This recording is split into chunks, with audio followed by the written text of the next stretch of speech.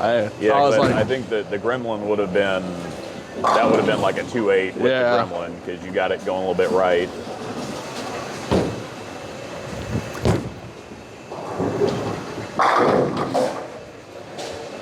Yeah, I mean, I really don't have a whole lot to say, except for it's just, that's the biggest thing about it. It's really clean and really friction responsive, so. RotoGrip's RST HYPERDRIVE Pearl is available now, and it's Tobias's turn to take a look at it. We are at Royal Crest Lanes in Lawrence, Kansas on the Kegel Chromium Challenge pattern. The graph is linked in the description if you would like to see the pattern details, and we are truly on that pattern this time. The mix-up with Zach being on the house shot actually worked out okay, so we'll get to see how the ball hangs out on this now too. If you don't understand layouts or core numbers, I have some instructional videos linked in the description that explain and illustrate everything as well as it can be done.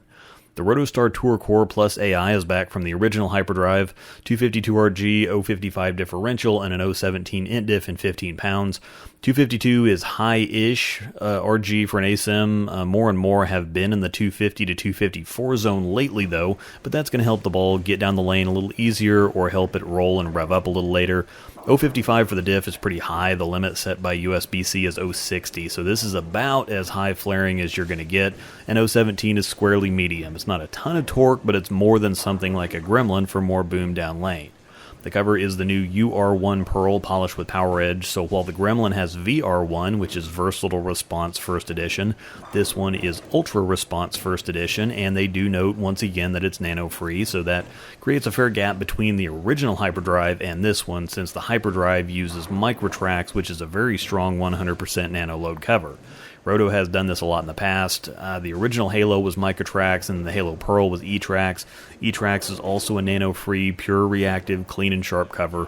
Idle was Micro, Idle Pearl was E-Trax, RSTX1 was Micro, RSTX2 was E-Trax, so on and so forth. So if you're a Roto fan, this isn't anything that you're not used to. The shot shape is a clean and continuous climbing arc. It's not quite the rounder shape of the Gremlin and not quite the hockey stick arc of the Equinox, so it's pretty familiar from a shape standpoint to the original RSTX2. It is more of a hockey stick for Tobias than it was for Zach, but it is still really continuous. It doesn't burn energy or stand up or go forward. It doesn't seem to miss the spot or wiggle either. Neither of us were sure why this ball came out so close behind the Gremlin, but Tobias also has this one a little stronger and definitely more responsive. This one is still clean, but also very consistently finished down lane, and it let him get further left than virtually any other ball that we've tested. I think that even if you have higher speed, if your rev and speed matched, you'll still be able to use this one because it's strong and fast enough that it should still pick up and move if you're in a reasonable place on the lane at a reasonable stage of transition. If you're higher speed and lower revs, it's probably going to be too clean for you, and if you have lower speed and higher revs, it's going to be too strong and fast. But even if you're speed dominant, if you're like medium speed, low revs, you're still going to be fine. If you're rev dominant, it's probably going to be too fast the majority of the time. I mentioned this in Zach's video and reconfirming here, this one looks a ton like the Black Widow Mania. Very simple ball reaction, it's clean, it's fast, and it wants to cover boards. This one does, however, come in at $190 on Bowler's Mart, which is $20 more than the Mania. However, it's kind of unfair to compare prices when the Black Widow line has historically been the exception rather than the rule when it comes to price. However, again, the reality is just the reality. We also have something awesome to talk about here as well. It's a collection from CoolWick benefiting the local rescue that we support and fundraise for, which is Positive Tales KC. Every year we do a fundraiser and giveaway for Positive Tales in December, but CoolWick reached out and offered to help all year round by creating an apparel line. We have jerseys and t-shirts and even tank tops with $5 per tank or t-shirt and $15 per jersey going to the rescue. More info will be coming soon in its own dedicated video, but for now just follow the link in the description to the collection if you're interested. Any support is greatly appreciated. Discount codes will not work on these items, of course. They're for charity, so we wanted to make sure that the rescue gets as much as possible.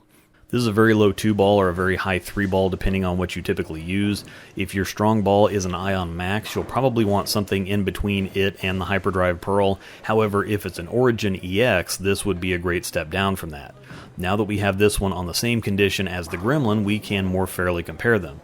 They're kind of hard to see the difference in at first. Both very similar colors and fairly similar reaction, but as he gets deeper on the lane, you can see the HYPERDRIVE Pearl picking up and finishing, while the Gremlin occasionally misses the spot. It's very interesting to see, as when we first got the Gremlin, we're like, wow, this thing really punches down lane. Why are we getting the HYPERDRIVE Pearl right behind it? Seems kind of redundant. And while they are somewhat similar, what Zach said is reinforced here. HYPERDRIVE Pearl is the slightly stronger, slightly sharper ball, so when the Gremlin starts running out of steam as you get deeper, you can move to the HYPERDRIVE and have virtually the same reaction, just one that's built to handle more angles, so you should seamlessly be able to go right from one ball to the other. This is again a solid A to A+ type of ball, at least from an initial look.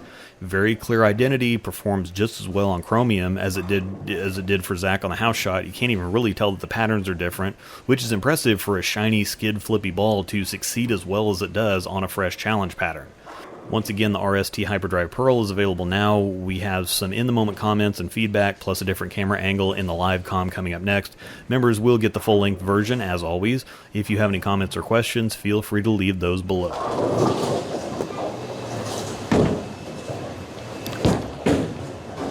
Okay.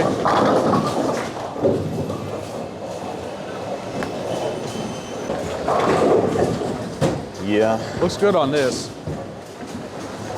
It might be the most friction responsive ball I've probably thrown. Like it's like when it sees friction, it just goes. There's no. Yeah. I was thinking the Gremlin was pretty friction responsive, but the Gremlin's nothing compared to this thing. That's what's weird is because we all thought that it was fast, and then I saw Stu's video on it, and then I saw Zach throwing the two of them filming last Thursday or whatever, and yeah, that one's just a lot faster. Yeah, it's way quicker.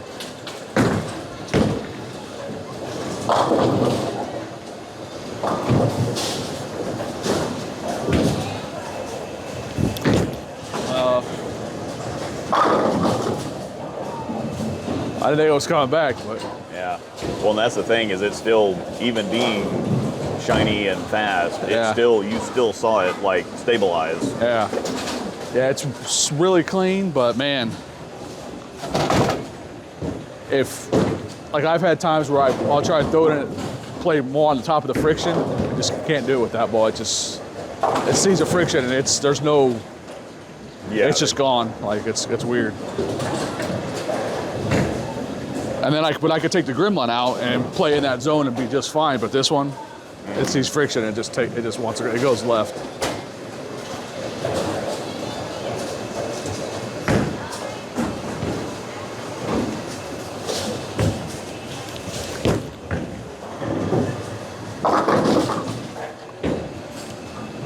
Yeah. But that's one of those things where you look at them on paper and you're like, okay, why did we do this back to back? Why do we have such quote-unquote similar balls released so close to each other, but they're ultimately not really that similar? I mean, they are, but they're not. Yeah, the Gremlin's it's more round for me. Yeah. Rounder, and this one's just left. This is a true hockey stick motion right here. Yeah. So.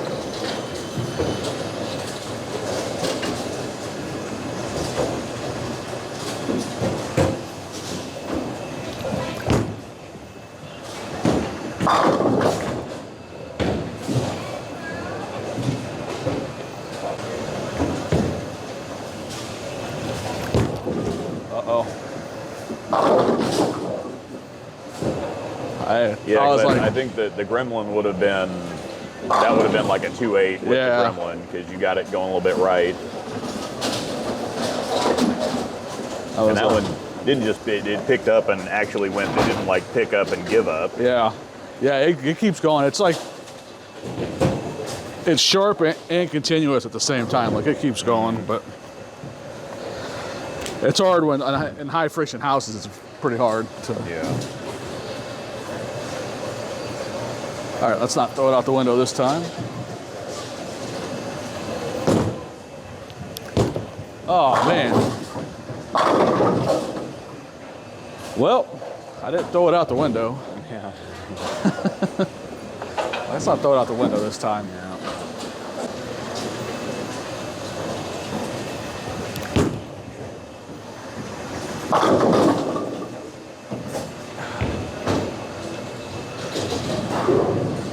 tough. It's quick. Yep. I mean, it's not like it's a strong bowl, but it's just friction. Is just when it sees friction, it just goes. I mean, there's no. Like, you probably can't use this on like a 45-foot pattern and expect to score very well with it, but Yeah.